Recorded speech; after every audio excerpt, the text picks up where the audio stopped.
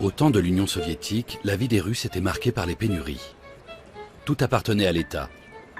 Le pouvoir gérait et répartissait les richesses et les biens. Après l'effondrement du bloc soviétique, dans les anciennes républiques socialistes, la propriété collective est mise en vente, notamment dans la Nouvelle-Russie. Du jour au lendemain, l'argent domine la vie quotidienne. Dans les cimetières, les affaires vont bon train. Et dans la course aux meilleures parts du grand gâteau soviétique, les assassinats sont monnaie courante.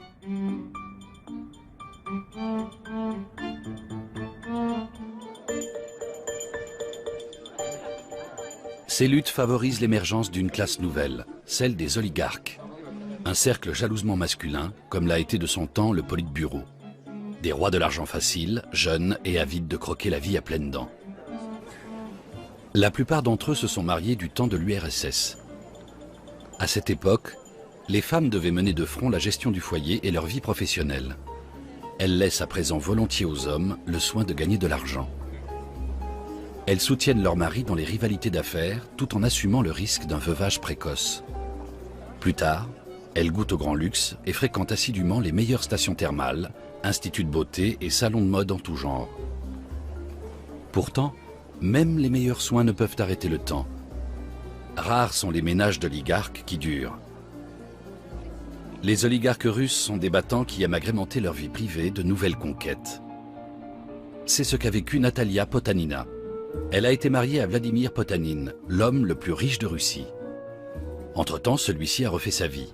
Et son divorce avec Natalia n'en finit pas de défrayer la chronique. Des milliards de dollars sont en jeu.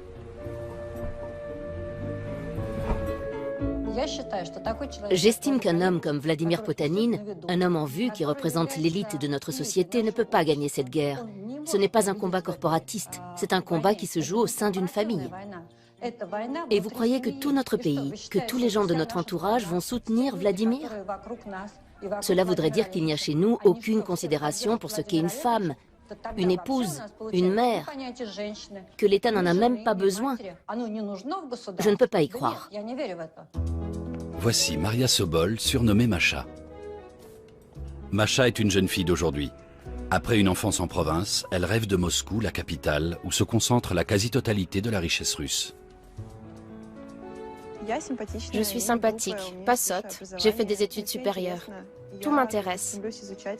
J'essaie d'apprendre les langues étrangères. J'aime lire, discuter, faire du rangement.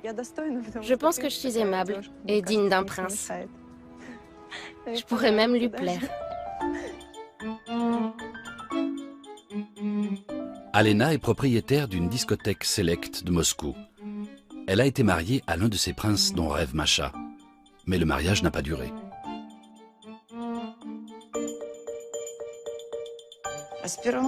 Avec mon premier mari, j'ai mené la belle vie. C'était le grand luxe. J'avais tout ce à quoi une jeune fille peut rêver.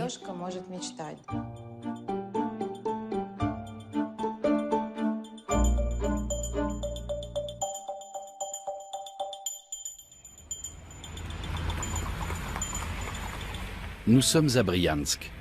La ville, fondée il y a plus de 1000 ans, se trouve à 400 km de Moscou. Un saut de puce à l'échelle de la Russie. Briansk compte environ 500 000 habitants, plusieurs entreprises industrielles, de nombreuses églises et quelques universités.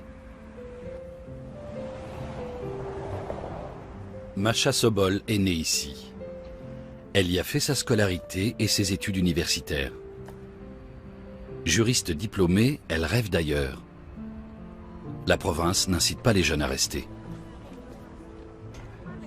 La Russie est un pays centralisé. L'essentiel des recettes fiscales est affecté à Moscou. Dans le reste du pays, le niveau de vie stagne et reste proche des conditions du siècle dernier. Et encore uniquement pour ceux qui habitent en ville. Dans les périphéries et dans les campagnes, le quotidien rappelle plutôt la vie d'il y a 2 siècles.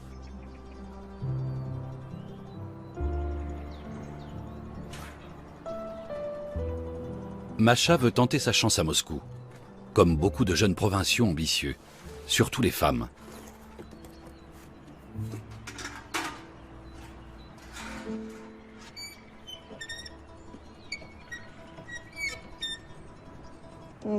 Il n'y a pas d'avenir au village. On n'y trouve aucune trace de civilisation, de culture. Pas de culture, pas d'avenir. Le mieux, c'est de s'installer dans une grande ville, il me semble. J'imagine qu'il y a de belles maisons, comme rue Rublevka. En tout cas, il n'y a pas de puits, ni de poêle, et personne n'y coupe du bois. Je crois qu'on y mène la grande vie, avec tout le confort.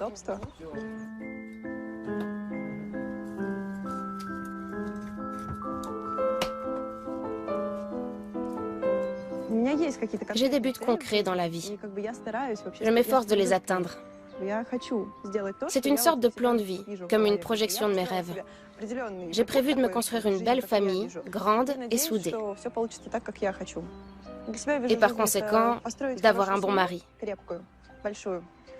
Naturellement, il peut être riche,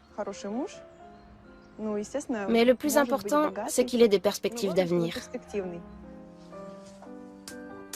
C'est comme ça que ça se passe dans les contes, dans les films, où un garçon riche épouse une fille ordinaire. Moi, les contes de fées, j'y crois.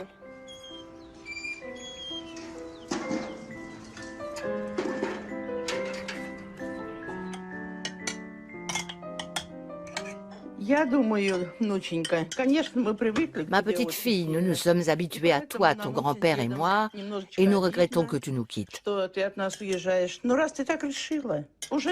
Mais puisque c'est ta décision d'adulte, vas-y, va à Moscou. Voici des pommes de terre. Rappelle-toi, quand ton mari rentrera du travail, tu lui proposeras de se reposer pendant que tu mettras le couvert pour manger. Si tu suis mes conseils, il t'aimera toujours.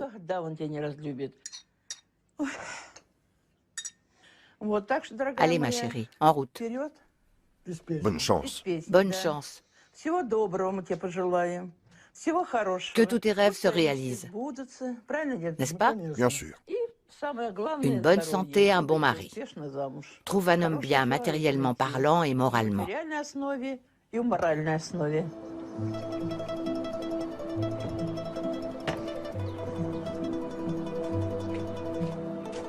J'ai vraiment peur qu'elle tombe sur un coureur de jupons plein aux as.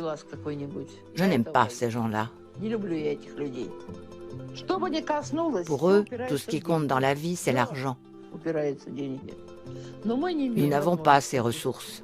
Nous n'évoluons pas dans les mêmes cercles. Et qui parvient en haut de l'échelle? Les voleurs. La génération de la grand-mère de Masha a vécu une vie rude. Dans l'Union soviétique, les femmes travaillaient et s'occupaient parallèlement de leur foyer. Aujourd'hui comme hier, les meilleures positions professionnelles restent dévolues aux hommes. Dans la société russe, cette pratique n'a jamais été remise en question. De plus, les jeunes filles apprennent dès l'enfance qu'une femme ne peut être heureuse qu'auprès d'un homme. Comme beaucoup de filles de son âge, Masha rêve d'un beau mariage, avec un protecteur doté d'un fort pouvoir d'achat. Elle oublie qu'environ 70% des mariages avec des hommes fortunés se soldent par un échec et se transforment souvent en véritable cauchemar pour les ex-épouses.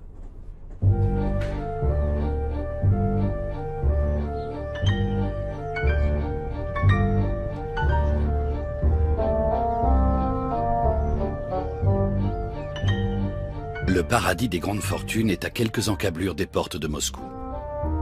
L'élite économique russe vit retranchée et sous bonne garde dans l'un des secteurs les plus chers de Russie.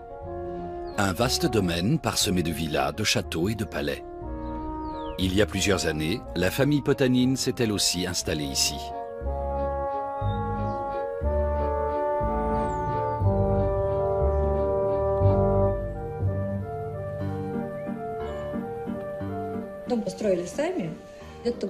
C'est nous qui avons construit cette maison en 1996. C'est Vladimir qui en a eu l'idée. Il a trouvé les premiers architectes et ceux qui se sont occupés du design intérieur.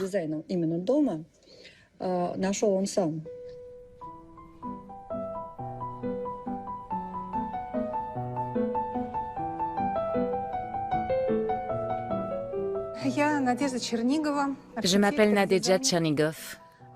Je suis architecte d'intérieur. Je me suis occupée de l'aménagement de cette maison.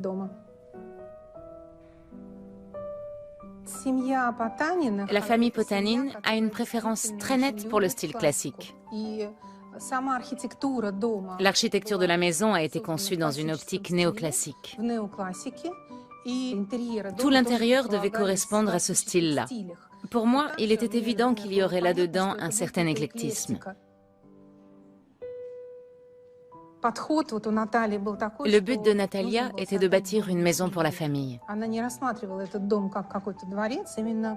Pour elle, ce n'était pas un palais, mais une maison, au sens strict du terme. Une grande famille, 3 enfants, elle avait envie d'un nid, une sorte de cocon familial. Ce sont des gens connus et leur domicile devait correspondre à leur rang.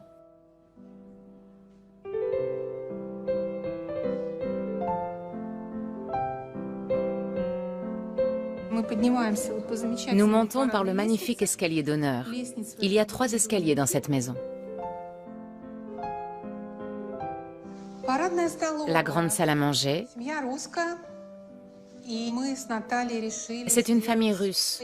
Donc avec Natalia, nous avons essayé d'aménager cette pièce dans un style typiquement empire russe. C'est un style qui existait sous le règne du tsar Alexandre Ier.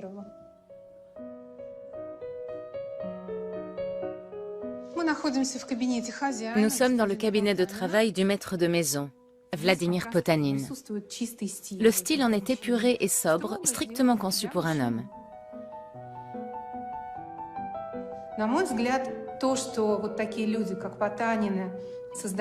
Quand des gens comme les Potanin bâtissent des demeures aussi imposantes, quand ils dépensent autant d'argent pour ces maisons, je ne pense pas que ce soit l'envie de manifester leur richesse qui les guide. C'est avant tout l'envie de vivre là où ils veulent, dans un beau cadre à leur goût.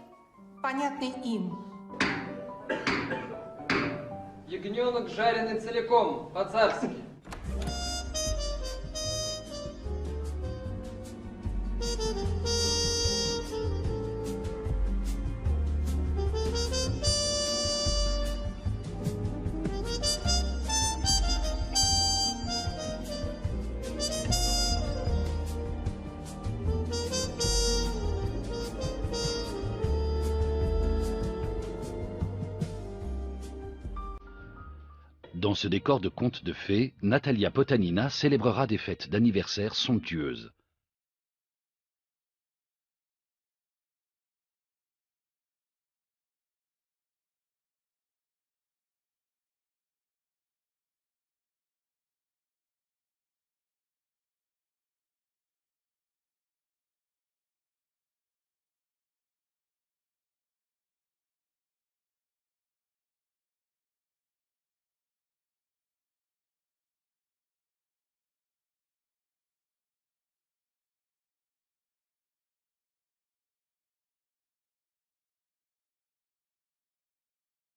Vladimir Potanin, industriel et financier, dirige la holding d'investissement Interos.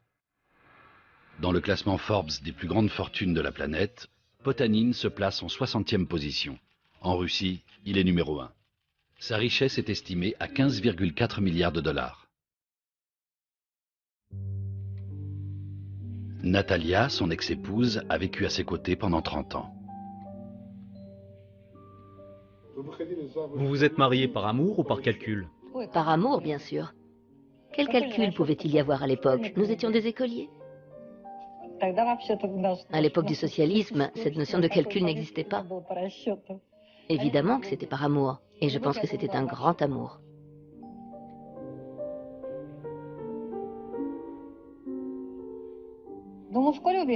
Nous fréquentions la même école. On se voyait dans la cour de récréation, on se chamaillait peut-être, je ne sais plus. On jouait à des jeux comme tout le monde. Nous sommes réellement devenus attentifs l'un à l'autre vers 15-16 ans. Un jour, j'ai invité mes camarades de classe à mon anniversaire. Vladimir était de la partie, évidemment. C'était toujours lui l'âme du groupe. Un garçon brillant et joyeux, qui racontait des histoires drôles. On ne pouvait pas se passer de lui, donc je l'ai invité aussi. Depuis ce jour, nous nous sommes liés d'amitié. Petit à petit, nous sommes devenus inséparables. On faisait les devoirs ensemble, On se promenait main dans la main.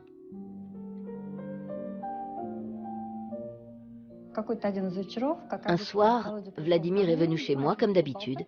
On a bavardé, regardé je ne sais plus quoi. Et à un moment, il s'est mis à genoux, a posé sa main sur la mienne et a dit « Natacha, je veux que tu deviennes ma femme. »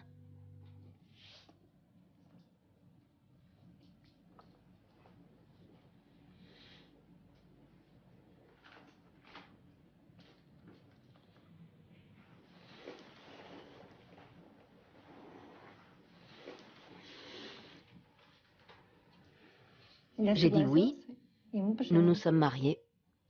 J'étais heureuse.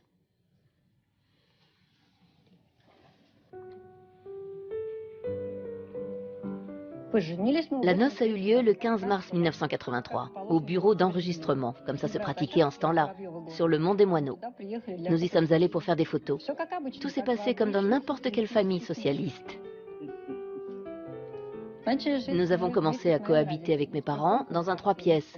Il y avait une chambre pour nous, une pour les parents et le salon par où l'on passait. Il est entré au ministère du Commerce extérieur et moi au ministère des Travaux publics. Nous avons commencé à travailler le même jour, le 1er septembre. C'était au temps où nous étions jeunes, heureux, amoureux et où les enfants sont nés. Mais ce mariage appartient aujourd'hui au passé. L'ex-couple se déchire sur la répartition de leurs biens. Le procès durera sans doute des années. L'homme que j'ai aimé est sorti de ma vie. Je n'arrive toujours pas à croire que l'homme qui a été mon époux, qui m'a fait un jour sa demande, le père de mes enfants, de nos enfants, puisse agir comme il le fait. L'homme que j'ai connu est mort dans mon cœur.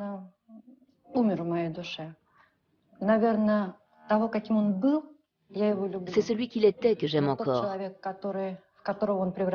Mais celui qu'il est devenu, celui qui me fait la guerre au tribunal, qui m'expulse de ma maison, qui interdit à son enfant de quitter le territoire russe,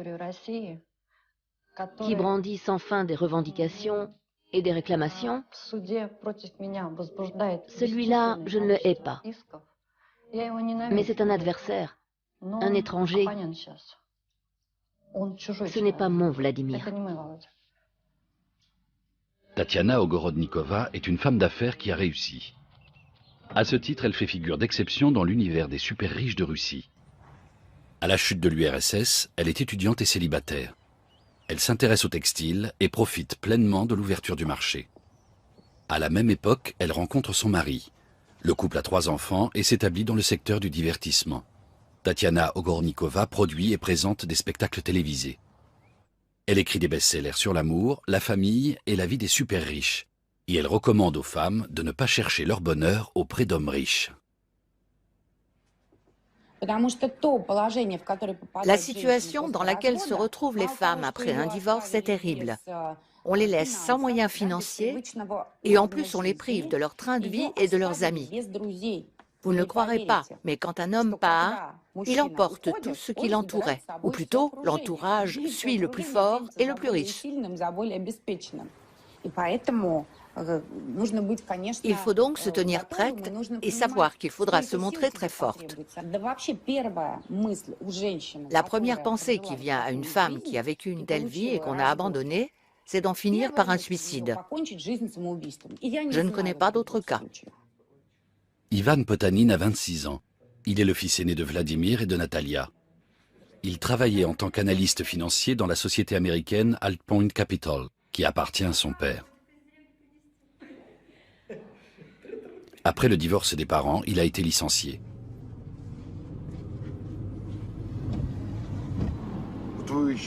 Vous pouvez appeler votre père? Je doute qu'il réponde, mais on peut essayer.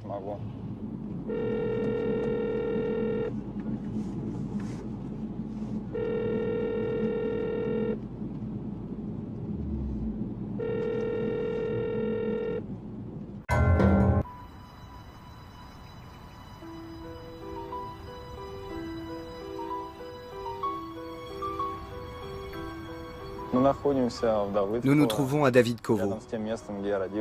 C'est ici que je suis né, que j'ai grandi. C'est ici que mes parents se sont connus, sont allés à l'école, se sont fréquentés et se sont aimés. C'est le berceau de notre famille.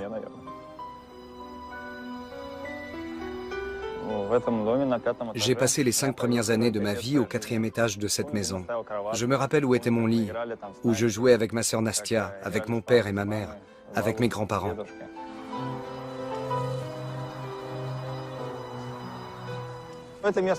Cet endroit est associé à des souvenirs d'enfance très chaleureux. On se promenait avec maman et parfois avec papa. Il travaillait beaucoup quand je suis né. Tout se faisait en fonction de ses disponibilités. Donc le temps que je passais avec papa m'était très précieux.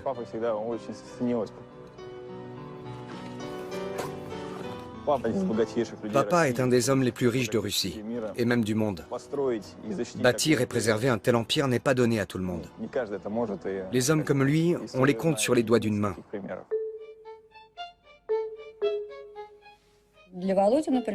Pour Vladimir, une carrière au ministère du Commerce extérieur était une évidence.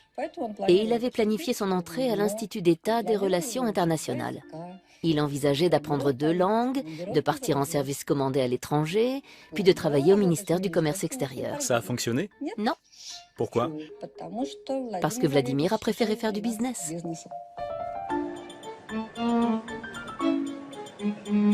Fils d'un fonctionnaire du commerce extérieur et diplômé d'une école d'élite soviétique, Vladimir Potanin dispose d'excellents contacts au gouvernement. Il se spécialise dans le financement de l'économie de transition. Après 1993, la banque Onexim qu'il dirige devient rapidement l'une des plus importantes du pays.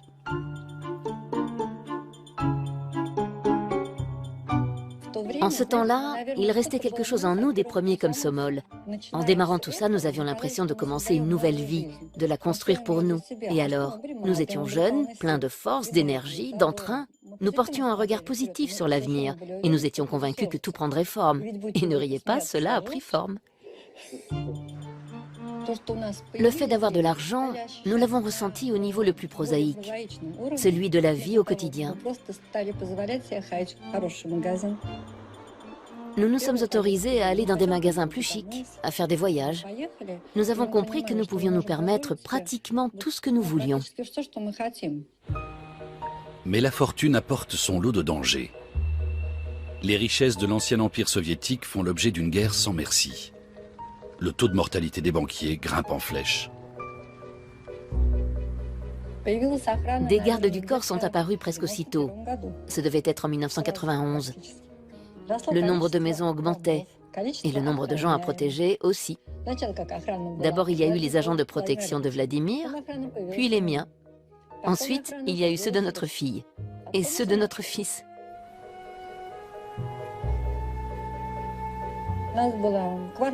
Nous avions un appartement, une maison de campagne, un bureau. Ici, on sécurisait des biens, là, des personnes. Ensuite, une autre structure a chapeauté les agents de sécurité personnelle et les a surveillés. Enfin, un autre service encore s'est occupé des voitures.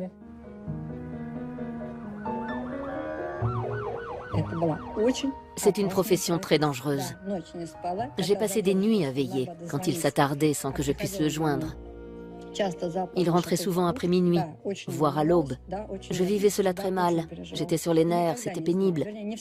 Je ne savais jamais si je le reverrais le lendemain ou non.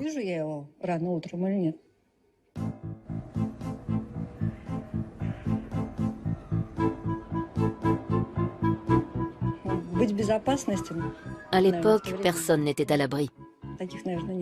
Si quelqu'un fondait un empire quelconque ou s'occupait d'un business rentable, c'était toujours à ses risques et périls. Natalia Potanina a de la chance. Son mari survit et s'enrichit de plus en plus. Il est considéré comme l'inventeur du système des prêts contre actions. La jeune fédération de Russie a besoin d'argent. Des banques d'affaires privées achètent le droit de faire crédit à l'État en échange d'actions de grandes entreprises nationales. D'emblée, il est évident que l'État n'aura jamais les moyens de rembourser ses crédits. Conséquence, les entreprises d'État passent dans le patrimoine des banques pour quelques bouchées de pain. Potanine s'enrichira considérablement par ce biais. Ce système a permis l'apparition de l'oligarchie russe actuelle et il n'a jamais été contesté de manière significative. Il faut dire que dans le chaos des années 90, chacun se préoccupe avant tout de sa propre survie. Lors des élections de 1996, Boris Eltsine est affaibli. Grâce à Potanine et 6 autres oligarques, il conserve cependant la présidence. En remerciement, Potanine est nommé vice-premier ministre. C'était l'étape supérieure. Le pouvoir, la politique, vice-premier ministre. Il me semblait que c'était un grand pas en avant et vers le haut. Mais Potanine ne restera pas au gouvernement longtemps. Lors de la répartition de certaines richesses nationales, il avantage trop ostensiblement ses collègues oligarques. Il est contraint de se retirer.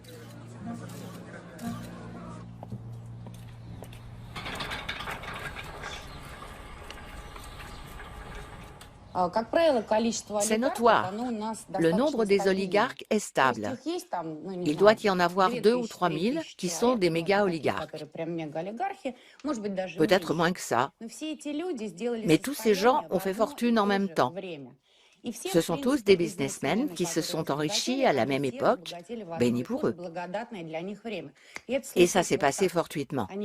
Aucun d'eux n'avait pensé qu'il dépasserait tout le monde, qu'il deviendrait si puissant qu'il déciderait du sort d'autres gens. Un homme sent une couronne lui pousser sur la tête. Il est le roi. Il sort de chez lui et tout le monde s'incline devant lui. Il circule dans de superbes limousines.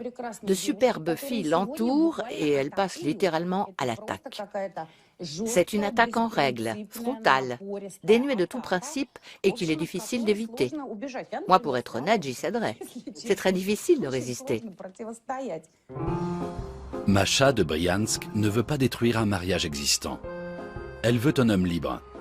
Mais pour 140 jeunes femmes en quête d'amour, Moscou ne compte que 100 célibataires de sexe masculin. Et tous ne sont pas un bon parti. Masha arrive à Moscou sans contact ni relation. En Russie, les perspectives de carrière pour une jeune juriste sont d'ores et déjà très incertaines.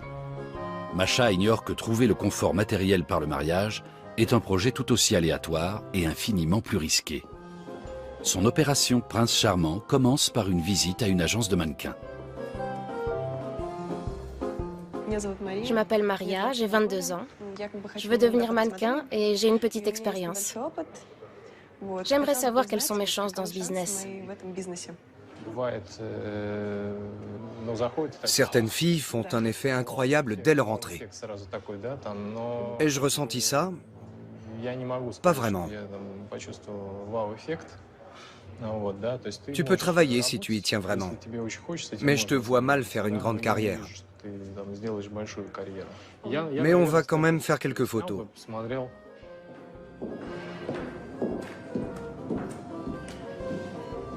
Stop. Dis-moi quelques mots. Bonjour, je m'appelle Maria Sobol, j'ai 22 ans. Mes mensurations, 80, 60, 86. Je vis à Moscou. Je perfectionne mon anglais. Le métier de mannequin pour les filles, c'est un ascenseur social.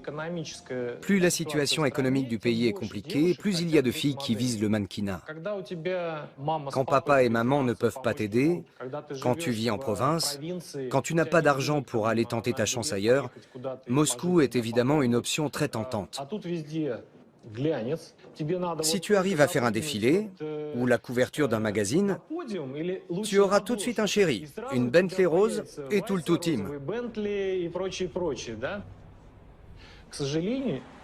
Malheureusement, beaucoup de celles qui se lancent avec de bonnes intentions sont broyées dans la moulinette moscovite et prennent la mauvaise pente. Elles n'ont pas toutes le caractère assez bien trempé. Dans la Nouvelle-Russie, il existe des cours pour enseigner aux jeunes femmes comment conquérir le cœur d'un homme au fort potentiel. Masha fréquente une de ces écoles de séduction. Le cursus lui coûte 100 €. Elle y apprend comment mettre le grappin sur l'homme de ses rêves. Faire connaissance avec un oligarque, savoir où il passe son temps et ruser pour croiser son chemin, c'est facile. Il peut vous prendre pour une nuit ou pour une journée. Mais ce n'est pas notre but. Nous devons faire en sorte qu'il ne puisse plus se passer de vous. Pour ça, vous devez représenter quelque chose qui compte à ses yeux.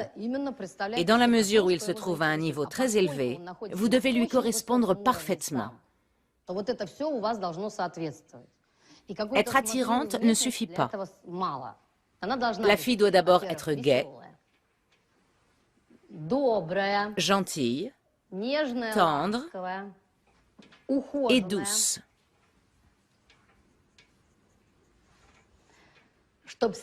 Avoir une apparence soignée. Elle doit être très sexy. Simplement sexy, ça ne suffit pas. Et attention, ce n'est pas une prostituée.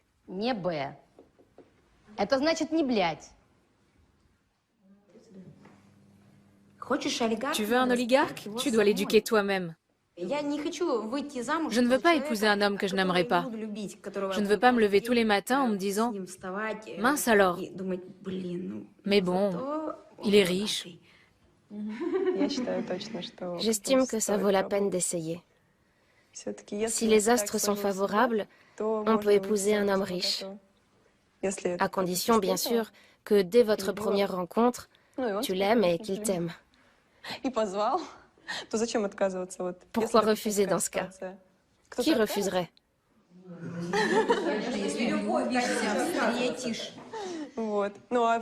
Pourquoi ne pas rêver, ne pas y penser, ne pas chercher? Masha, dis-moi, quelle est la mission biologique des femmes? Devenir mère, enfanter. Non, les filles. Les femmes ont une mission biologique très spécifique. Trouver un mâle en bonne santé, qui vaille le coup, et engendrer une lignée avec lui. Les hommes se vexent souvent de voir que les femmes ne s'intéressent qu'à leurs revenus. Et moi, je leur dis souvent, pardon les gars, mais c'est notre mission biologique.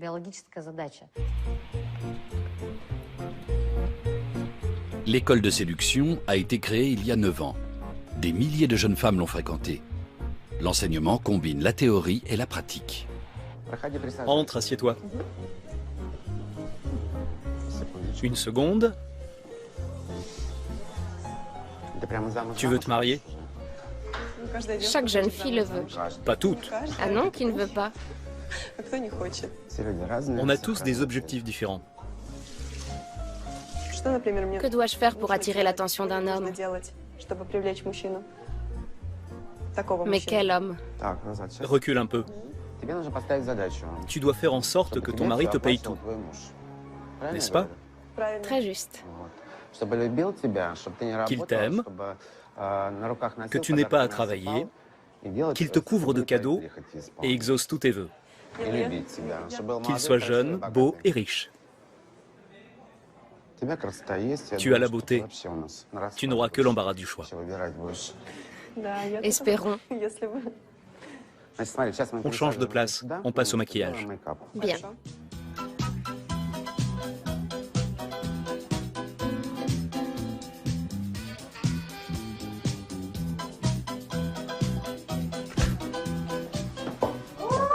Bonjour, comment ça va?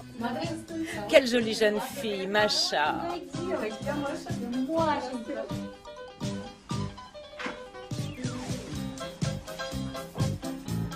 Nous enfilons les gants doucement.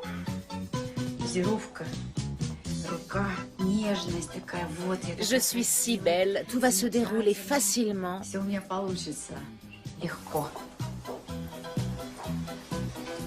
La classe.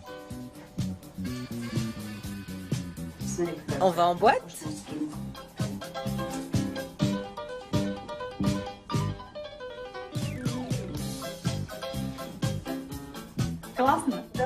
Super!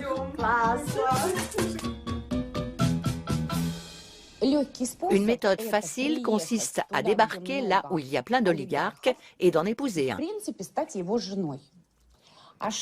Mais attention, le nombre d'oligarques n'augmente pas. Il y en a toujours à peu près le même nombre. Sauf qu'ils ont vieilli.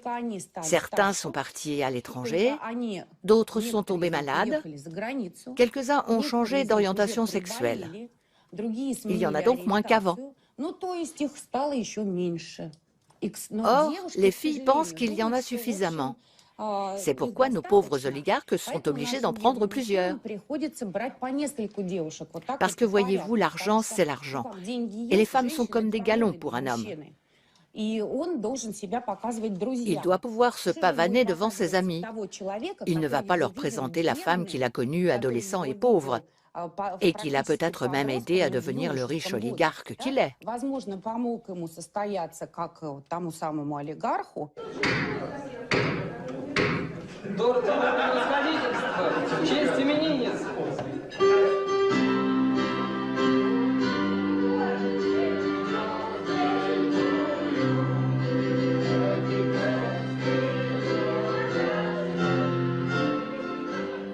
Я предлагаю выпить за мою супругу, Наталью Николаевну. Вы не смотрите, что она так выглядит прилично, такая свеженькая. На самом деле она уже старенькая. Поэтому я прошу ее у меня не отбивать. Она, так сказать, уже старушка. Не обращайте такого на нее пристального внимания. Вот, просто она так выглядит замечательно. И с этим бороться невозможно. Выпьем за ее здоровье.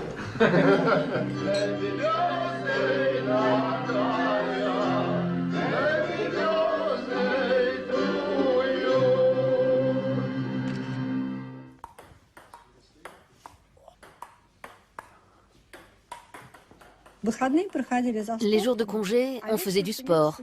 Et le soir, tout le monde se réunissait pour un grand dîner. On mangeait ensemble, on se racontait des choses, on partageait des impressions, des émotions, on jouait aux cartes, on chantait des chansons. Lui, en vacances, il s'ennuyait. Après quelque temps, il se désintéressait de tout. Il ne voulait qu'une chose, retourner au travail. Il se mettait à brasser des idées de business, à lire des notes venant du front.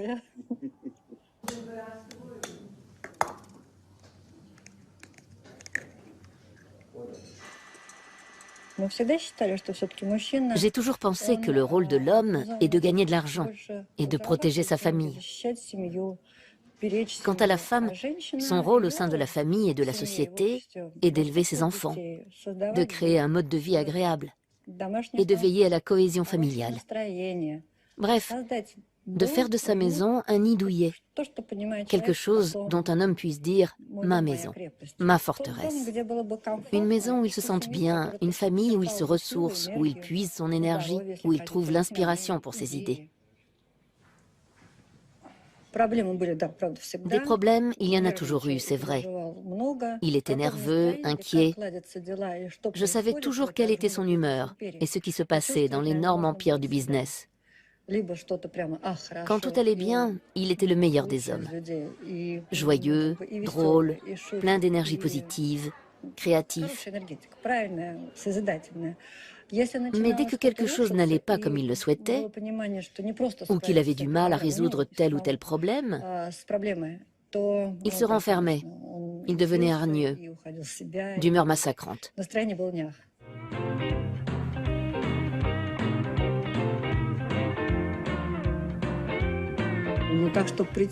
Il n'est tout de même jamais rentré en me jetant une assiette à la figure.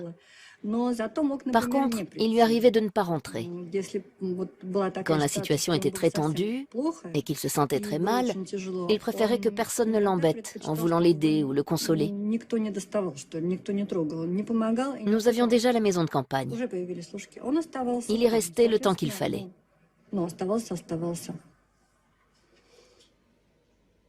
Je trouvais qu'il ne passait pas assez de temps avec les enfants et cela me tracassait. Je lui demandais de leur consacrer un moment dès que c'était possible. Je voulais qu'ils jouent davantage avec eux, qu'ils lisent ensemble, qu'ils fassent du ski, comme dans une famille ordinaire. Il n'avait jamais de temps. Et il expliquait ça en disant qu'il était dans le business comme au combat, en première ligne. C'était constamment la lutte, et il y avait toujours des problèmes. Soit il fallait créer quelque chose, soit défendre ce qu'on venait de créer. et le temps faisait toujours défaut. Cependant, il affirmait qu'il accomplissait tout cela pour la famille, pour les enfants.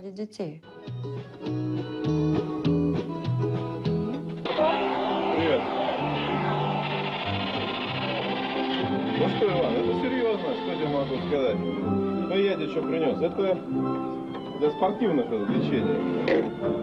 Это сама работать не будет. Надо стучать. На. Значит, на нем, Иван, подписи всех баскетболистов московского «Динамо». Ты будешь такой же большой, как дядя Миша, если будешь играть в эту штуку. Хочешь? А? Ну все. Неси, складывай. Привет. Привет.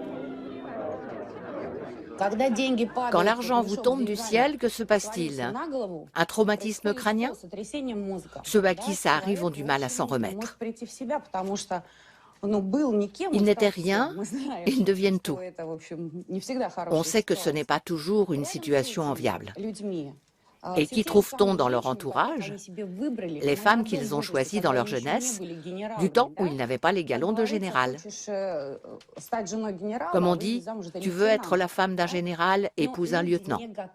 Mais les gens ne sont pas prêts à parcourir tout ce chemin-là.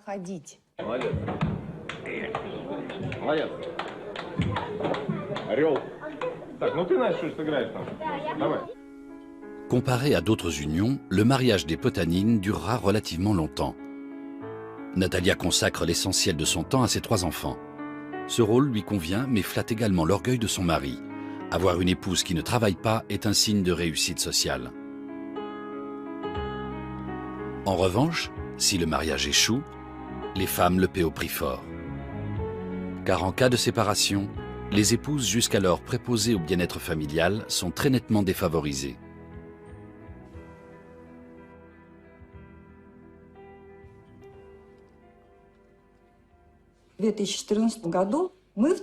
En 2014, nous étions tous les 4 en train de dîner. Vassia, Nastia, notre fille aînée, Vladimir et moi. Nous étions en train de manger. On discutait de choses et d'autres. Tout était comme d'habitude. Tout à coup, mon mari s'est levé. Il est sorti et il est revenu avec des papiers. Là, il a dit « C'est fini, je ne peux plus vivre comme ça, je demande le divorce ». Il était allé chercher sa sacoche avec des documents à signer. Je me souviens qu'il y était stipulé que je devais déléguer tout pouvoir à mon avocat, lequel représenterait mes intérêts au tribunal. Il y était stipulé aussi que depuis 2007, nous n'entretenions plus de relations maritales.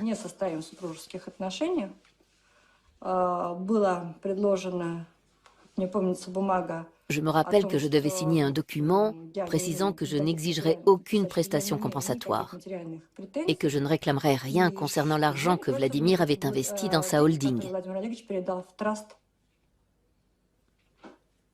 Et voilà. Tout cela m'a été annoncé de manière assez brutale. Je dirais même agressive et cruelle.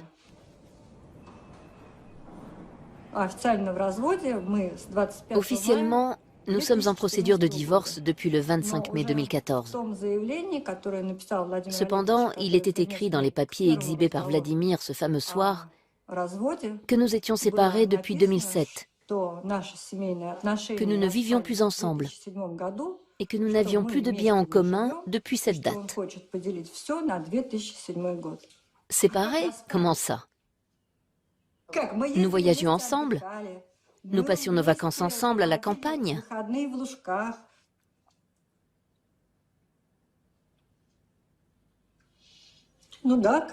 Bien sûr, c'est dur. C'est difficile et ça fait peur. C'est douloureux, tout simplement. Maintenant, j'arrive à me battre. Mais à l'époque, ça a été un vrai traumatisme. Une blessure au cœur. Je ne m'attendais pas à ça.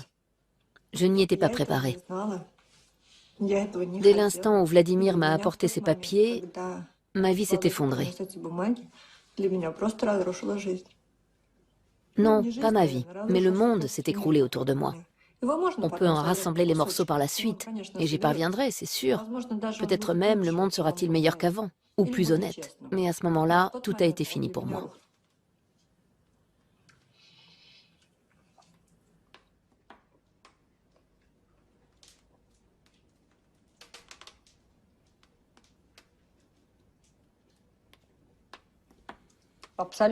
Je n'ai absolument rien vu venir.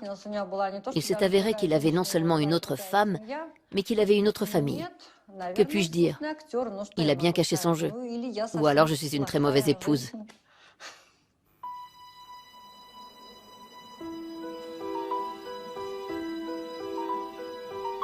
Ivan est marié et père de famille. Mais il ne peut plus compter sur son père.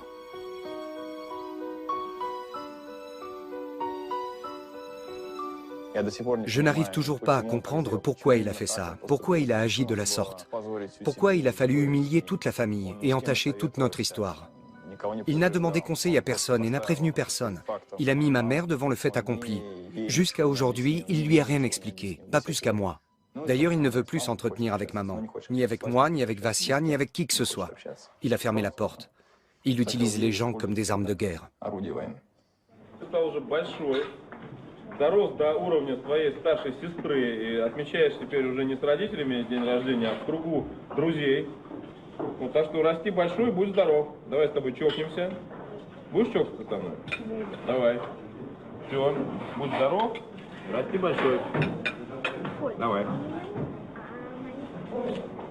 Дети, все выпили за Ивана? Да.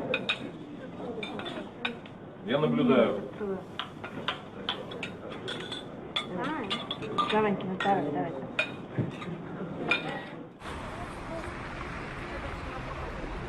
Moscou ne dort jamais, et les nuits sont particulièrement animées. Les soirées, la fête et les plaisirs sont l'élixir de vie des moscovites. Il y a ici plus de boîtes de nuit que dans n'importe quelle autre capitale du monde, et elles ne désemplissent pas. Ce club huppé n'est pas accessible aux tout-venants. Pour les jeunes filles, l'entrée est libre, à condition d'être jolie et de passer le contrôle à la porte. Et une fois à l'intérieur, plus rien n'est gratuit. Masha a payé son cocktail 10 €. Chanter une chanson au karaoké coûte la somme exorbitante de 100 €. Mais elle trouvera peut-être une bonne âme pour lui payer un tour de chant. Pratiquement toutes les jeunes femmes présentes ici sont en quête d'un homme riche. C'est pour cela qu'elles se sont apprêtées. C'est pour cela qu'elles dansent et qu'elles sourient.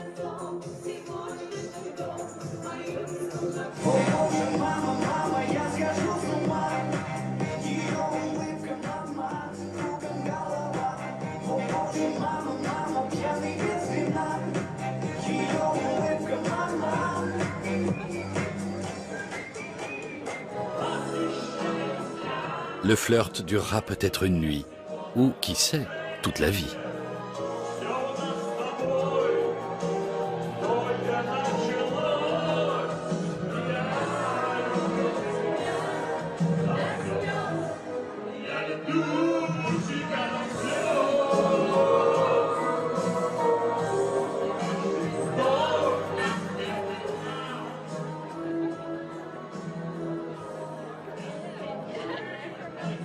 Alena Nova dirige le Red Stars Club, une discothèque très prisée de Moscou. L'établissement lui rapporte beaucoup, mais Alena a connu des jours meilleurs. J'ai été mariée. La famille appartenait aux plus hauts échelons du pouvoir. Mon ex-mari travaille au FSB. Nous avions tout, la richesse, les cadeaux, des appartements spacieux au centre de Moscou, une maison en dehors de la ville. Avec mon premier mari, j'ai mené une vie de luxe.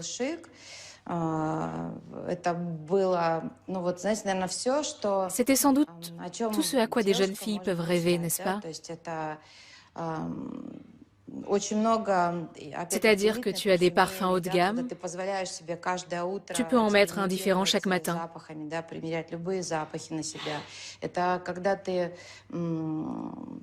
Tu ouvres des armoires qui regorgent d'habits, de chaussures. Tu disposes d'un dressing. Le luxe le plus total. Il fallait toujours des logos partout, qu'on voit bien que tel sac à main c'est du Prada.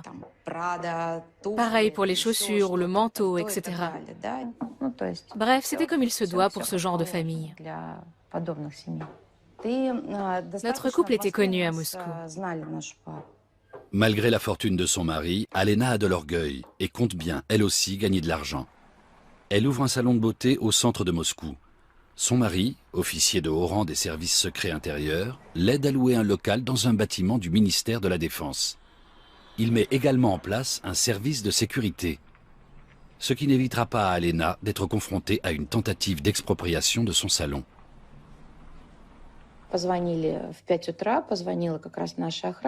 On m'a téléphoné à 5 heures du matin. Un de nos agents de sécurité nous a informé que le salon était complètement dévasté. L'immeuble est la première maison de la rue et nous avons une vue panoramique par la baie vitrée. Le salon était occupé par les membres d'un service de sécurité que nous ne connaissions pas. Une vingtaine de personnes, toutes masquées et armées. Ces gens avaient expulsé nos hommes et s'étaient appropriés tous les documents relatifs au salon.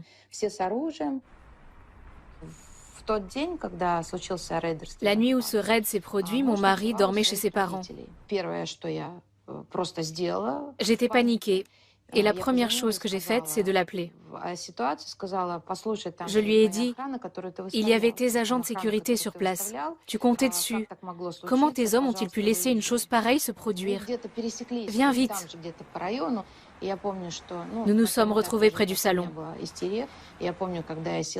Je me souviens que j'étais à bout de nerfs. Je suis montée dans la voiture, je trépignais, je pleurais. Et j'ai dit, comment est-ce possible? Tu es haut fonctionnaire, tu as organisé mon service de sécurité. Tu dois découvrir qui a pu expulser tes hommes et faire main basse sur les documents. Bref, je posais des tas de questions concrètes. Naturellement, il n'a rien pu m'expliquer.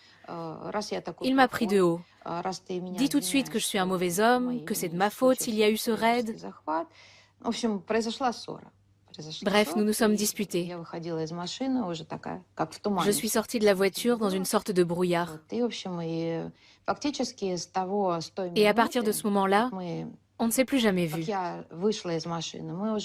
Tous nos contacts ultérieurs se sont faits par téléphone. Il s'est comporté très rudement avec moi. Il m'a littéralement mise à la porte.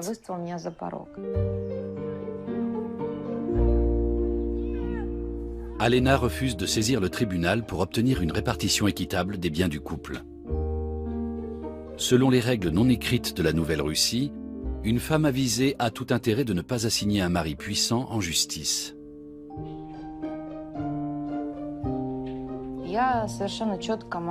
Je déclare formellement qu'il n'y avait pas d'amour entre nous. Je suis tombée amoureuse d'une belle image. Une cour pressante, les circonstances. Bref, je m'y voyais déjà. Néanmoins, durant tout le temps que j'ai vécu avec lui, je lui ai été fidèle. Fidèle et dévouée. Et lui ?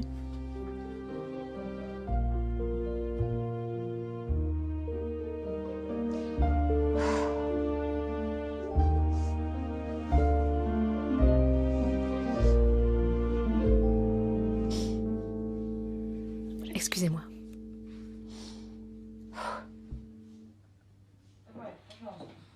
L'histoire d'Alena se termine bien. Elle s'est remise à travailler et a rencontré Roman.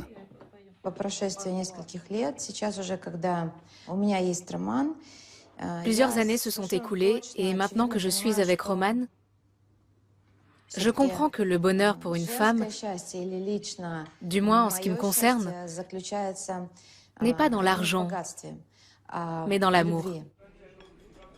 Le niveau de vie de Roman se situe juste un peu au-dessus de la moyenne. Pour moi, c'est donc une vie de misère comparée aux conditions de vie que j'avais avant. Je le dis donc sans hésiter. Oui, le bonheur sans tout ce luxe est possible. Parce que tout dépend de l'homme avec qui on vit. et non des conditions matérielles.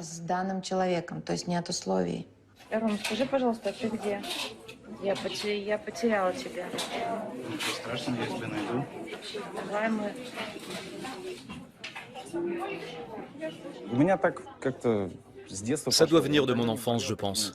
Je n'ai jamais eu la folie des grandeurs, du style « je veux une grande maison » et ainsi de suite. Les biens matériels ne m'ont jamais attiré.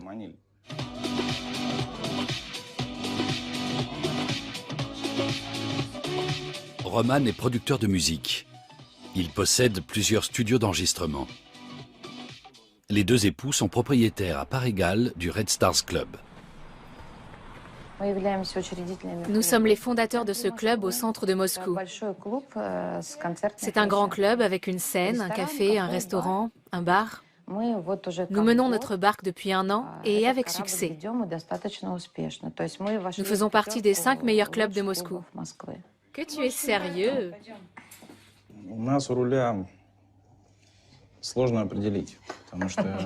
C'est assez difficile de dire qui tient les rênes exactement. Parfois l'un tient le volant, parfois c'est l'autre. Mais l'un ne va pas sans l'autre. Il y a un centre névralgique. Et je suis sans doute l'initiateur et le réalisateur de certaines choses. Mais sans le moteur qu'est Alena, rien ne marcherait.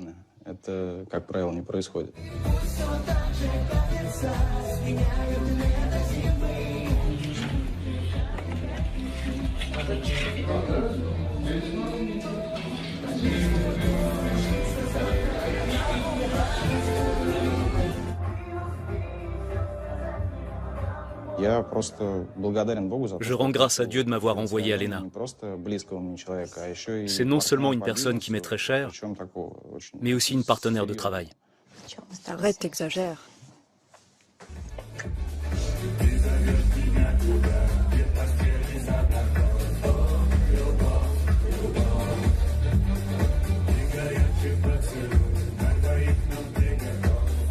Moscou fait la fête, sans retenue et sans limite. Les moscovites donnent l'impression de ne pas travailler pour vivre, mais pour faire la fête.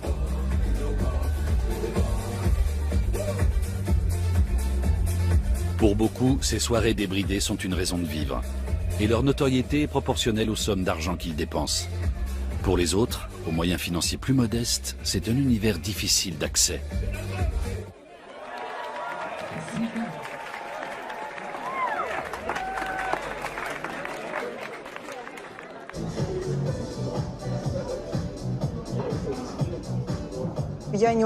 Je ne fréquente pas beaucoup ces endroits, mais j'ai réussi à me retrouver en certains lieux, à des soirées. J'ai grandi dans un village. De ma fenêtre, je voyais la forêt. La nuit, il faisait très noir. J'avais parfois envie d'entendre du bruit. J'avais envie de courir je ne sais où, de faire je ne sais quoi. Ici, tout le monde travaille, tout le monde est occupé.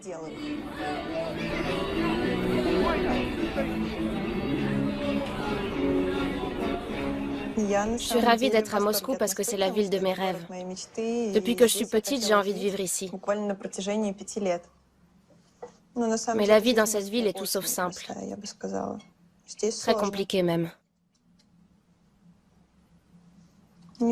Rien n'est comme il y paraît quand on vit dans une autre ville.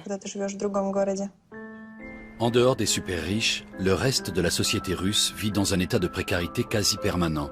Cela peut expliquer en partie l'obsession du luxe des filles de province. Depuis l'arrivée de Poutine, les conditions de vie se sont certes stabilisées, mais les mécanismes de consolidation sociale sont peu efficaces. En Russie, la raison du plus fort est toujours la meilleure. Les crises, la maladie, la criminalité, les accidents de la vie, à tout moment, les efforts de toute une vie peuvent être réduits à néant. Le mythe de l'homme fort n'en est que plus sécurisant. Je ne dirais pas que Moscou est une ville violente, mais tout le monde n'y survit pas. Les uns s'adaptent, les autres se brisent et s'en vont. Il faut s'activer, s'affairer. J'ai travaillé au restaurant Beverly Hills. J'étais à la réception. J'accueillais les gens, je les conduisais à leur place. Mais à cause de la crise, on ne nous versait pas de salaire en temps voulu. Alors je suis partie. C'est très pénible, surtout parce que je suis seule ici. Il arrive qu'on commence une relation avec quelqu'un et tout paraît normal, n'est-ce pas? On parle à cœur ouvert, on emploie certains mots, mais on ne peut pas s'exprimer à la place de l'autre. Peut-être parce que l'autre tire un avantage de la situation. J'ai connu ça. Un homme me disait de belles choses, et puis tout a pris fin. Nous nous sommes séparés. Il m'a joliment fait la cour. Il était attentionné. Des fleurs, des cadeaux, des coups de fil, des SMS. On avait des plans d'avenir. Supposons que quelqu'un gagne 1 million. Il se dit, je vais dépenser mon argent comme ceci et comme cela. Et soudain, il perd tout. Ça aussi, c'est pénible. Il avait la fortune entre ses mains et elle lui échappe d'un coup. C'est dur quand la désillusion arrive. Actuellement, je suis dans une période transitoire, entre deux vies. Si je parle de la vie d'avant, j'avoue avoir rencontré des gens très bien, très gentils. Peut-être les voyais-je ainsi. En tout cas, personne ne m'avait jamais causé du tort. Il ne m'était jamais rien arrivé. Mais c'était ailleurs, avec d'autres personnes.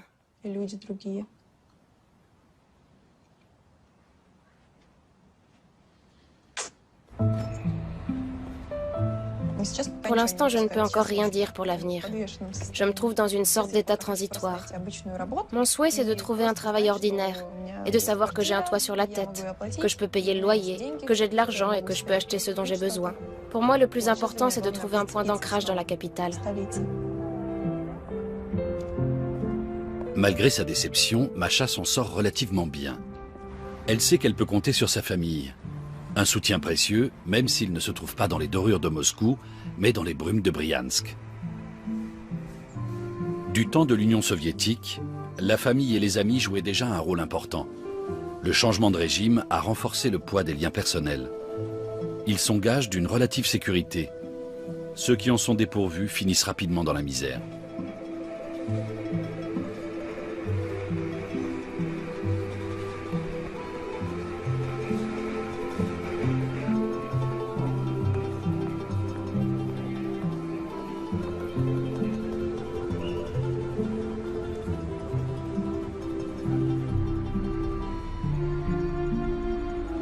Nous sommes à Novosibirsk, au cœur de la Sibérie, à 5 heures de vol de Moscou. Ici, les mœurs sont aussi rudes que le climat. Nikolai Panfierov est le neveu de Natalia Potanina. Il la représente auprès d'une fondation pour mères célibataires en détresse. Natalia est membre donatrice, mais elle préfère garder l'anonymat. L'objectif de la fondation est de venir en aide à quelques-unes des nombreuses femmes confrontées aux aspects négatifs de la nouvelle Russie. Parallèlement à l'émergence des super riches, la Russie assiste à une explosion du nombre de pauvres. Pour eux, la protection sociale est rudimentaire et les bienfaiteurs fortunés sont rares. En mars 2014, Natalia Potanina a rejoint notre fondation en qualité de mécène. Nous avons d'abord déterminé la direction à prendre pour nos programmes de bienfaisance. Nous avons échangé du courrier. En mai 2014, nous nous sommes rencontrés à Moscou et notre projet a démarré. Nikolai fait du shopping pour les petits protégés de sa tante.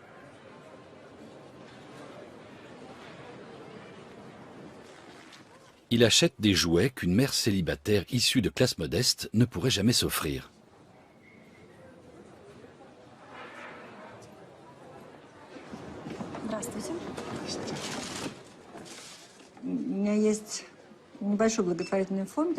J'ai une petite fondation de bienfaisance. J'essaie de venir en aide aux jeunes filles, aux enfants, aux familles. On ne peut pas aider tout le monde, évidemment. Mais je veux au moins que la vie de ceux que je soutiens prenne une tournure plus positive.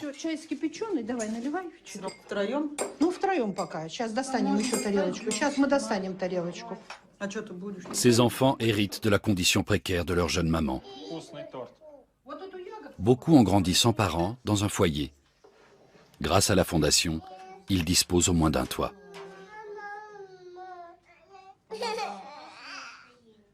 Девочки, а у нас гость сегодня. Пришел к нам, смотрите, с какими подарками. Проходите, пожалуйста. Его зовут Николай. Ой, мой, держите. Вот эту еще машину. Тут поставлю. Это он ему на вырост. Держи.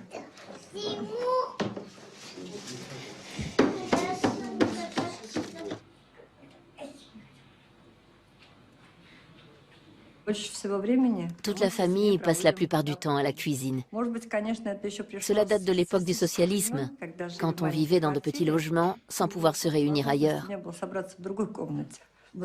Tous les débats, toutes les discussions se déroulaient à la cuisine. Ici, la cuisine ne fait pas exception. Nous sommes allés à la fondation d'Anastasia pour faire le point. Ça t'a plu? Oui, ils se défoncent vraiment pour le moindre copec. Ils travaillent dur. Il y a beaucoup de bénévoles. On m'a demandé qui nous avait aidés. Tu es resté discret. Je ne leur ai rien dit, sauf que je transmettrai les remerciements.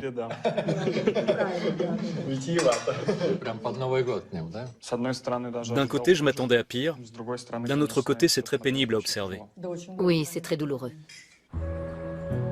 L'engagement de Natalia Potanina pour les œuvres de bienfaisance date d'avant son divorce. Dans l'oligarchie russe, c'est plutôt rare. Ce qui est moins rare, c'est que son ex-mari ne lui a pas proposé une répartition équitable de la fortune amassée pendant le mariage. Natalia réclame aujourd'hui à son mari des indemnités plus équitables. Elle a saisi les tribunaux russes, pourtant notoirement corrompus. Une démarche courageuse qui est sans doute aussi pour elle une façon de reconquérir son estime de soi.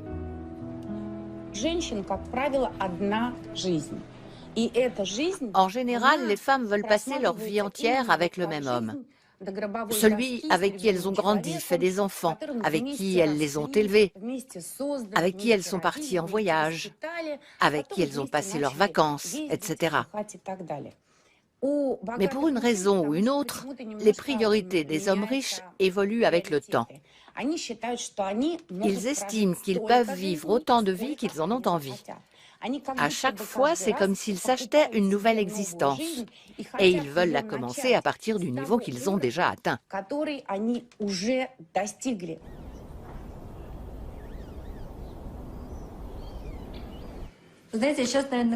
Je me trouve dans une position humiliante, car tout le monde sait que Vladimir est très riche. Il n'a jamais caché qu'il l'était. Il en faisait état ostensiblement. Il invitait des artistes, voyageait en avion privé, faisait venir des tas de gens sur ses yachts. Il n'avait pas peur de montrer qu'il était riche. Et aujourd'hui, il ose déclarer face au gouvernement, face à la loi, qu'il ne possède rien. L'empire financier de Vladimir Potanin n'est pas facile à cerner dans sa globalité. Mais certaines de ces sociétés sont très connues et difficiles à escamoter. L'entreprise Norilsk Nickel est le plus grand producteur mondial de nickel et de platine. Le groupe Profestate est la plus importante entreprise de construction de Russie. La société Rosa Khutor gère une station de ski près de Sotchi. Profmedia possède des cinémas et détient des parts des plus grands journaux et plateformes Internet du pays. Potanin possède aussi plusieurs banques et sociétés de financement, ainsi que des parts dans de nombreuses entreprises russes et plusieurs milliards investis à l'étranger.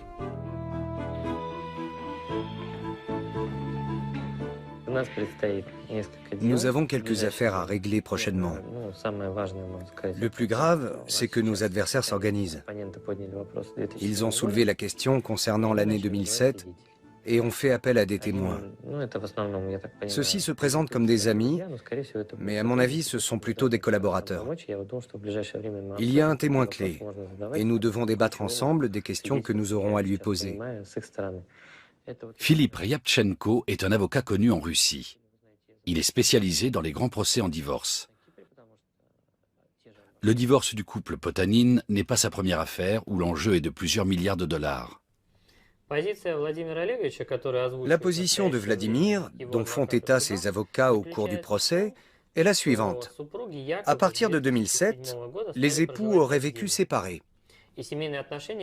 Il n'y aurait plus eu de relation maritale entre eux. Nous sommes en désaccord total là-dessus. Par ailleurs, selon les informations de la revue Forbes, en 2007, les avoirs de Vladimir Potanin s'élevaient à 15 milliards de dollars. En lançant la procédure de divorce, Vladimir Potanin n'a rien proposé à Natalia en échange, hormis de conserver le service de sécurité et les soins médicaux. Par contre, Vladimir Potanin a insisté pour que Natalia signe des papiers stipulant qu'elle renonce à toute réclamation le concernant, lui et les actifs de la famille. Quiconque connaît le nom de Potanin l'associe sans doute à une grande fortune, y compris aux mines de nickel de Norilsk. L'entreprise Norilsk Nickel, à elle seule, est estimée à environ 32 milliards de dollars. À Norilsk, Vladimir Potanin n'est pas le propriétaire direct des actions. Ces actions appartiennent à une société offshore, laquelle appartient à une autre société offshore, qui à son tour est détenue par une troisième société. Il peut donc affirmer que ce n'est pas lui qui possède tout cela, mais ces fameuses sociétés. Un mari comprend que si le désir lui vient de redevenir libre et de lancer une procédure de divorce, sa femme devient de facto un prédateur pour lui. Ne réclamera-t-elle pas la moitié de ses biens? Comment lutter contre une attaque de prédateurs? Il faut recourir à la tricherie, à la fraude, à la dissimulation, transférer tous ses biens dans des paradis fiscaux, etc. Quand survient le divorce, il dit qu'il n'a rien, à part son salaire. Il travaille à Interos et occupe le poste de directeur à Norilsk Nickel. Il a toujours travaillé à Interos et son salaire était, pour autant que je me souvienne, de 40 000 roubles. La première pension mensuelle qu'il m'a versée était de 8 000 roubles. Nous devons absolument démontrer que les biens qui se trouvent à l'étranger sont votre propriété commune et sont soumis au partage. C'est très compliqué parce que notre législation a beau se développer et s'améliorer, ce n'est pas suffisant pour aligner les notions de bénéficiaire et de propriétaire réel. Dans les juridictions européennes, mentir ou fournir de fausses informations est sévèrement sanctionné. Là-bas, il reconnaît que tout lui appartient, que tous les actifs mentionnés dans Forbes sont les siens. Mais là-bas, il attend en fait autre chose. Il en appelle à un jugement préalable en Russie.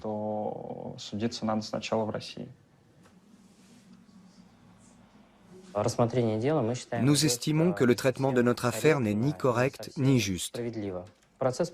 Le procès s'est déroulé très rapidement, très bizarrement. Et on a vraiment eu l'impression que des pressions ont été exercées sur le tribunal.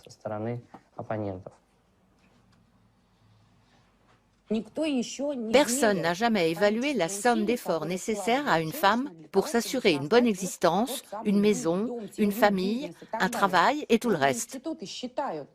De nombreux instituts demandent à combien se monte l'apport de la femme. Aussi, en cas de divorce, la loi prévoit-elle de tout partager équitablement, ce qui revient à dire 50-50, deux parts égales. Mais les hommes ne prennent jamais en compte la part du business qui appartient à leur épouse. Le business, c'est leur jouet. J'ai vécu 30 ans avec mon mari. Nous sommes partis de zéro. Nous étions étudiants. Que pouvions-nous avoir? Nous n'avions rien. En 30 ans, nous avons bâti un empire. Sans nul doute, c'est Vladimir qui l'a créé. C'est lui l'homme, le chef de famille. C'est son mérite. C'est un homme intelligent et talentueux. Mais c'était notre famille. Et selon les lois de tous les pays, l'épouse a droit à une part conséquente de tous les avoirs. En outre, Vladimir représente l'élite de la société russe. C'est un homme public. Ses avis sont écoutés. Et lui, sans gêne aucune, prétend au tribunal qu'il ne possède rien, mis à part un appartement, une maison à la campagne et une petite chapelle. Je trouve qu'il devrait avoir honte.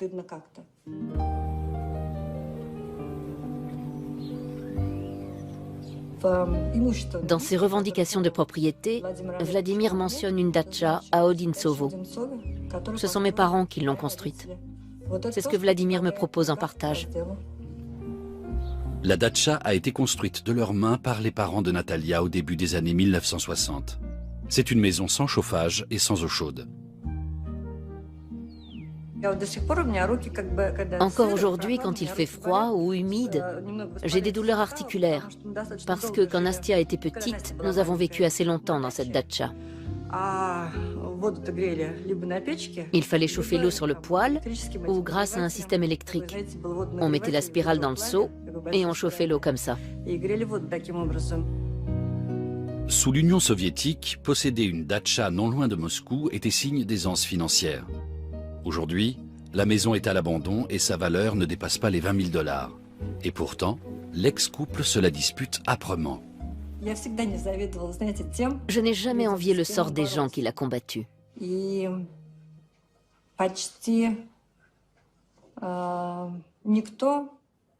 Personne n'en est sorti indemne.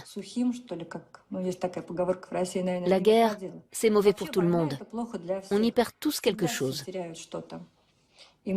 J'aurais aimé qu'on trouve un accord avant d'en arriver là. Ça aurait été juste, positif et sensé. Pour nous, en tant que famille, même si c'est son ex-famille, et pour lui en tant que businessman et responsable politique connu dans le monde entier. Le plus intelligent aurait été de s'entendre, mais il a emprunté le sentier de la guerre. Et moi, je n'ai plus le choix. Que devrais-je faire?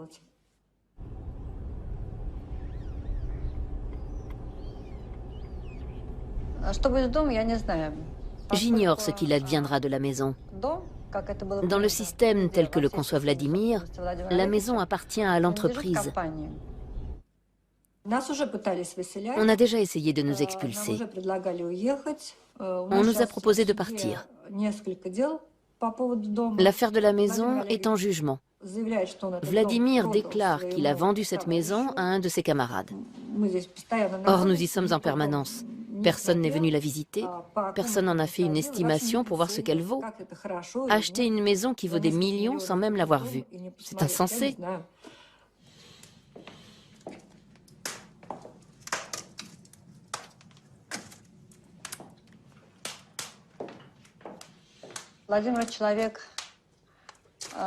Vladimir est dur en affaires.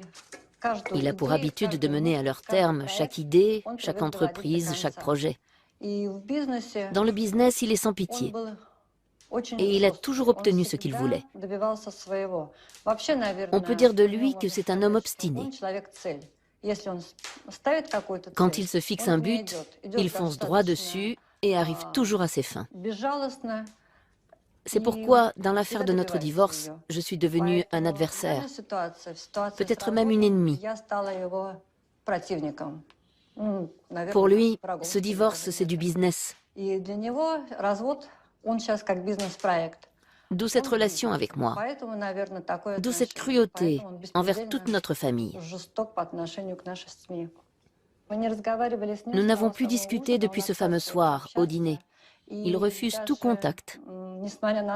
Il adresse des lettres au tribunal, où il parle de notre fils, Vassili. Il affirme qu'il a besoin de le voir, mais il ne lui a plus adressé la parole depuis novembre. Cela fait plus d'1 an. Il n'est même pas venu le jour de son anniversaire. Il ne lui a pas offert de cadeau. Mais l'important n'est pas là. Vassili l'a attendu toute la journée. Son père ne lui a même pas envoyé un SMS. Son fils a pourtant eu 16 ans. Et c'est un âge difficile.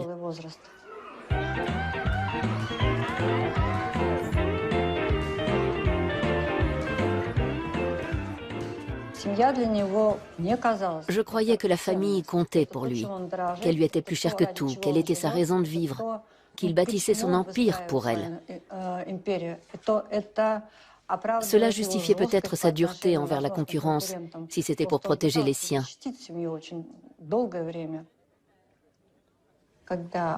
Quand il a inauguré sa nouvelle structure en Amérique, il voulait que son fils aîné s'occupe de cette affaire plus tard et la dirige. En tout cas, c'est ce que je croyais.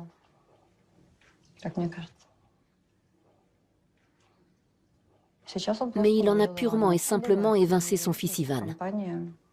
Et maintenant, cette entreprise n'a plus aucun rapport ni avec Ivan, ni avec notre famille. J'ai reçu par la poste une lettre m'avisant que je ne devais plus me rendre à mon travail et qu'à dater de ce jour, j'étais licencié. Aucun motif n'était invoqué. On précisait seulement que tous les termes de mon contrat étaient nuls et non avenus et que par conséquent, pour éviter tout malentendu, je ne faisais plus partie des effectifs.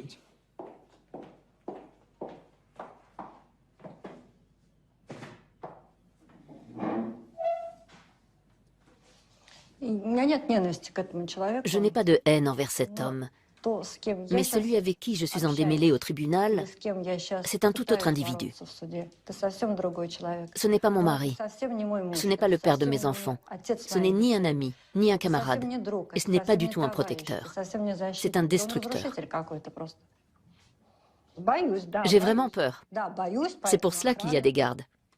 C'est pour cela que mon garçon circule avec des gardes.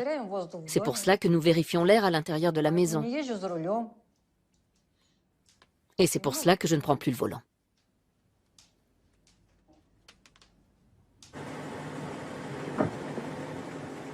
Les craintes de Natalia Potanina se fondent sur les récits de plusieurs divorces d'oligarques.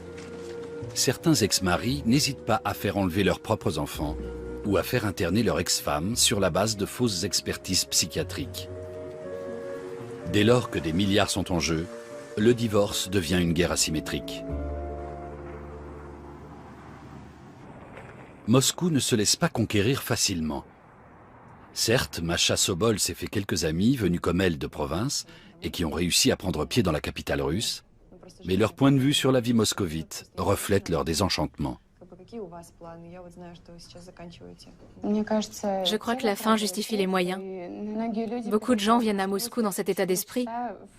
Ils dorment 4 heures par nuit, travaillent sans discontinuer du matin au soir, ne rentrent à la maison que pour se laver, manger un morceau et dormir un peu.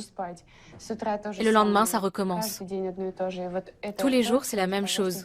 Et ce, uniquement dans le but de se fixer à Moscou. Rester ici et vivre dans cette ville.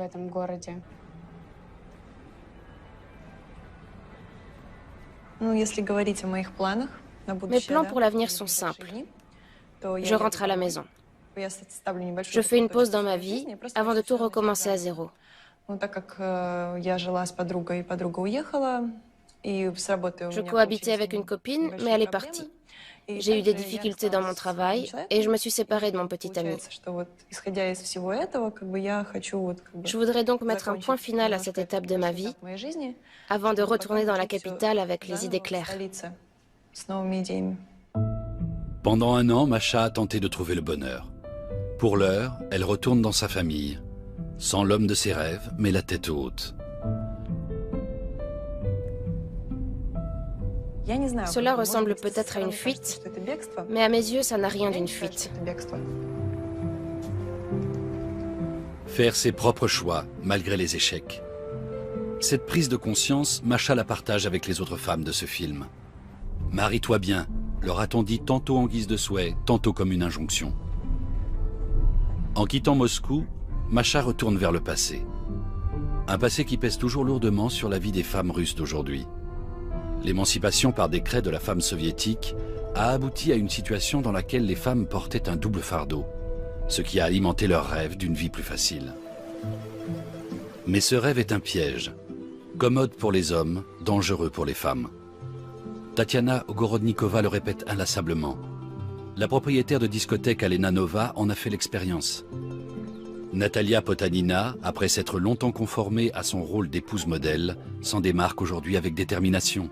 Son divorce est d'ores et déjà une affaire politique. Un jour, les femmes de ce film ne diront peut-être pas à leur petite fille « Marie-toi bien », mais Quelle que soit la vie que tu choisis, vis-la bien.